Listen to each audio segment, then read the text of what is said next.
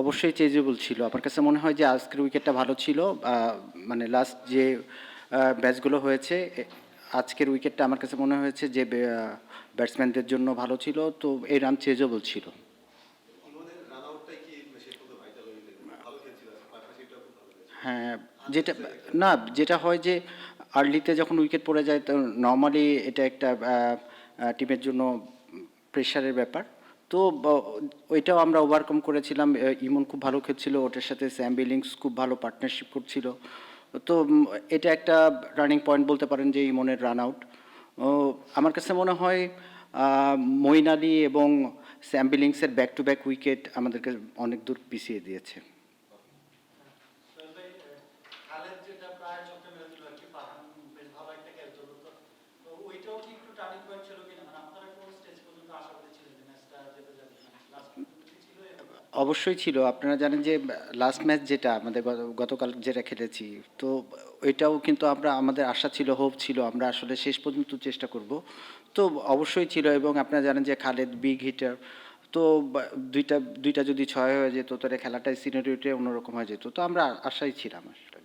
এর মধ্যে একটা প্রশ্ন, মানে আপনাদের ক্যাপ্টেন মানে মেহেদী হাসান মিরাজ যে স্টেজে নেমেছিলেন, উনি কি ওনার রোলটা ঠিকঠাক মতো পালন করতে পেরেছেন, মানে আরেকটু কি মানে এগ্রেসিভ ব্যাটিং আর আশা করছিলেন কিনা বা? যেটা যেটা ছিল যে খেলাটা মিরাজ যেটা প্ল্যান করেছিলাম আমরা, যে খেলাটায় যে অবস্থায় ছিল, যে খেলাটার আরেকটু ডিপে নিয়ে যাই। আরেকটু ডিপে নিয়ে গেলে আমাদের নিচে যে স্লগাররা আছে বা জানেন যে ক্রিস খুব ভালো হিটার। তো আমরা চিন্তা করছিলাম যে খেলাটা যদি ওরা আরেকটু, ও আর আফিফ মিলে যদি আরেকটু ডিপে নিয়ে যায় তাহলে খেলাটা আমাদের জন্য আহ, সহজ হবে এবং আমাদের ভালো চান্স থাকবে। ভাইয়া, মানে পুরো টুর্নামেন্টে মানে আপনার ধারাবাহিকতা অফ দেখা গেছে, মানে টপ অর্ডারে হোক অথবা ব্যাটিং এ, মানে এরকম হয় যে কোন জায়গায় আমরা চেয়েছি যে ভালো হোক, বাট পুরো টুর্নামেন্ট ভালো করতে পারেন না, মানে দুইটা জায়গায় এমন থাকে যে বলতে পারেন। হ্যাঁ, আপনারা দেখবেন যে পুরা টুর্নামেন্ট জুড়ে আমরা ব্যাটসম্যানরা ধারাবাহিক ছিল না, আমাদের বোলিং ইউনিট আসলে ডিসিপ্লিন ছিল। ভালো বোলিং করেছে। যে প্ল্যান করতাম সেই প্ল্যানের মধ্যে থাকতো, এবং আমি বলবো যে বোলিং ইউনিট খুবই ভালো ছিল। ব্যাটিংটা ধারাবাহিক ছিল না। আমার কাছে মনে হয় যে আমরা টপ অর্ডার নিয়ে সবসময় স্ট্রাগল করেছি। তো ওই টপ অর্ডারটা যদি আপনারা জানেন টি-20-তে প্রথম 6 ওভারে খুবই ইম্পর্টেন্ট। তো ওই জায়গাটা দেখা যেত কিছু ম্যাচে আমরা আসলে মোমেন্টাম ওইভাবে ক্রিয়েট করতে পারি নাই। তো এটা আসলে আমাদের ওপেনারদের যারা আমরা নিয়েছিলাম তাদের পরে ট্রাস্ট ছিল, জানেন যে রনি তালুকদার বা জাকির, যারাই খেলেছেন এখানে, তুষার। তো আমরা যে ধারাবাহিকতাটা ওদের কাছে আশা করেছিলাম ওই ধরনের পারফরমেন্স আসলে তারা তৈরি দিতে পারে নাই। তো এটা আমাদের জন্য একটু মানে প্রত্যেকটা ম্যাচে আমাদের জন্য একটু চ্যালেঞ্জিং ছিল। কেন জানেন যে আর্লি উইকেট পড়ে গেলে আসলে রিবিল্ড করাটা প্রত্যেক ম্যাচে মিডল অর্ডারদের জন্য একটু ডিফিকাল্ট হয়ে যায়। তো এই জায়গাটা আমার কাছে মনে হয় যে আমরা একটু ব্যাকফুটে ছিলাম। সোহেল ভাই, যখনই কারোর সঙ্গে কথা হয়, মানে নাইম সাইফ ওরা বলে যে আপনার সঙ্গে কাজ করেছে, তাদের ইমপ্রুভমেন্টের পিছনে আপনারও অনেক অবদান আছে বা আপনি অনেক হেল্প করেছেন। মিরাজ গত বিপিএল এর ম্যান অফ দ্য টুর্নামেন্ট ছিলেন গত বিপিএল। জি।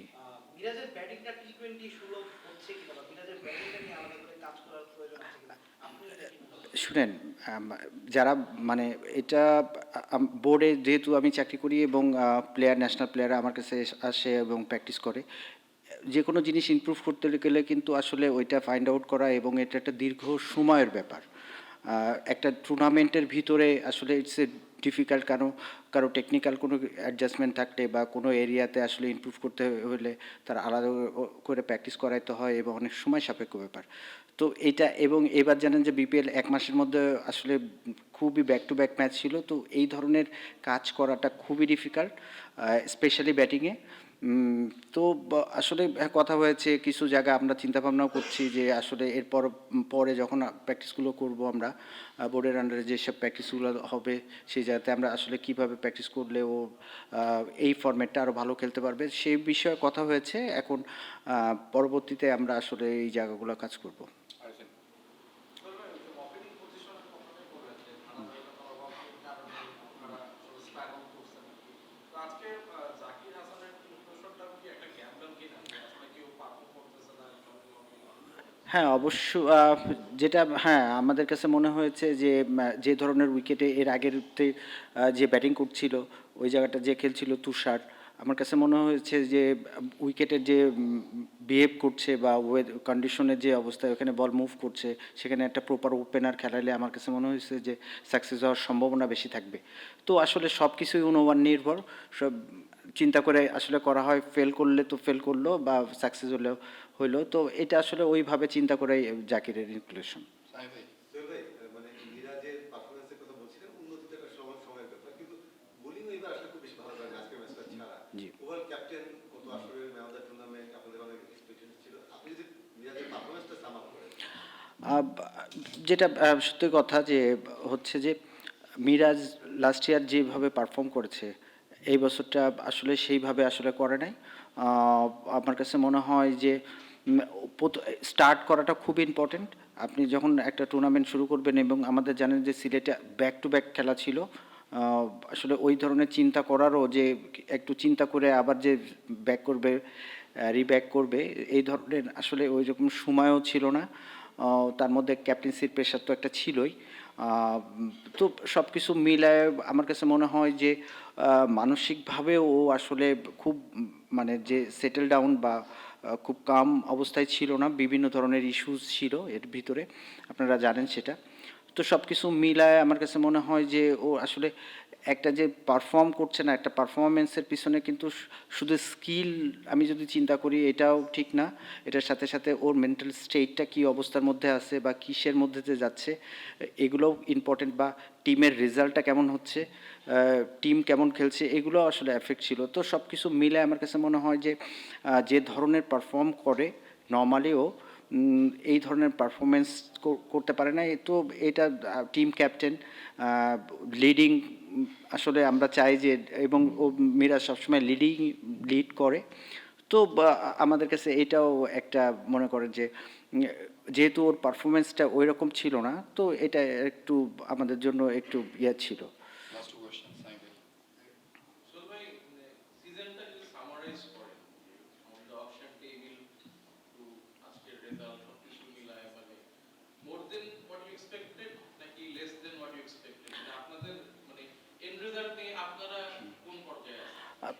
নর্মালি আমরা যখন খেলা শুরু করি তখন প্রথমে সবারই যেটা থাকে যে আমরা আসলে কোয়ালিফায়ারে আসবো এবং ভালো অবস্থা থেকে আসলে শেষ করবো। কোয়ালিফায়ার ম্যাচ যখন শুরু হয়ে যায় তখন কিন্তু আসলে প্রত্যেকটা ম্যাচই আসলে একটা আলাদা ম্যাচ। প্রিভিয়াসের যে ম্যাচগুলো আছে ওইগুলোর সাথে আসলে এটার কোনো কম্পেয়ার করা যায় না। তো আমার কাছে মনে হয়েছে যে আমরা যখন লাস্ট খেলছি, এবং আপনারা জানেন যে স্যাম বিলিংস আসছে বা ক্রিস ওকস আসছে, তো আমাদের টিমটা ব্যালেন্স ছিল। এবং ছেলেদের ওই ধরনের খেলা খেলা মানে যেটা বলবো যে ড্রেসিং রুমের পরিবেশও খুব ভালো ছিল, এবং সবাই বিশ্বাস ছিল যে না, আমাদের পক্ষে সম্ভব, ছেলেরা চেষ্টা করেছে। তো Last question. Sorry. আমি আপনার প্রশ্নে আসি, মেহেদী মিরাজের ব্যাটিং স্টাইল নিয়ে বলতেছিলাম আপনাকে। মেহেদী মিরাজ, যেহেতু আপনি বললেন যে পর্যাপ্ত সময় ছিল না এবারে বিপিএল, বাট এর আগে তো মিরাজের ব্যাটিং খুব বেশি একটা টি-টোয়েন্টি সুলভ না, যার কারণে তিনি জাতীয় দলে এখন নিয়ে টি-টোয়েন্টি ফরম্যাটে। জি। আপনার কাছে মনে হয় কিনা যে মিরাজ আসলে টি-টোয়েন্টি নিয়ে বেশি সিরিয়াস না, কিংবা আপনি বলেন পর্যাপ্ত সময় এবার বিপিএল পাইনি, বিপিএল এর আগে তো অনেক সময় ছিল, এর আগে 5 বছর জি। হিসাব করি, মিরাজ কি 5 বছর পায়নি? যেটা হয় যে মিরাজ কিন্তু অন্য দুইটা ফরম্যাটেও খেলে। ও যখন টেস্ট খেলে তখন এক ধরনের অ্যাপ্রোচ থাকে ব্যাটিংয়ে, এক ধরনের প্রিপারেশন নিতে হয়। ও যখন ওয়ানডে খেলে তখনও কিন্তু ইটস এ ডিফারেন্ট ফরম্যাট, তো খেলার অ্যাপ্রোচ ডিফারেন্ট।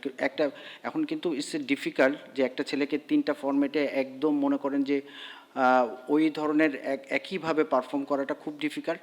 তো কেন 3টা ফরম্যাটের খেলাটাই 3 রকম, মাইন্ডসেট বলেন, খেলার অ্যাপ্রোচ বলেন, বা শর্টসের রেঞ্জ বলেন, এগুলো সবই আলাদা আলাদা। তো দেখা যায় যে একটা ফরম্যাট থেকে আরেকটা ফরম্যাটে যখন যাচ্ছে, চেষ্টা করছে সে আসলে কিভাবে আপনারা জানেন যে 2টা ফরম্যাটে ব্যাটিং বেশ, মানে যে ধরনের ইম্প্যাক্ট রাখা উচিত টিমে সেই ধরনের ব্যাটিংই সে করে। একটা ফরম্যাটে চেষ্টা করছে যে কিভাবে আরেকটু ইমপ্রুভ করা যায়।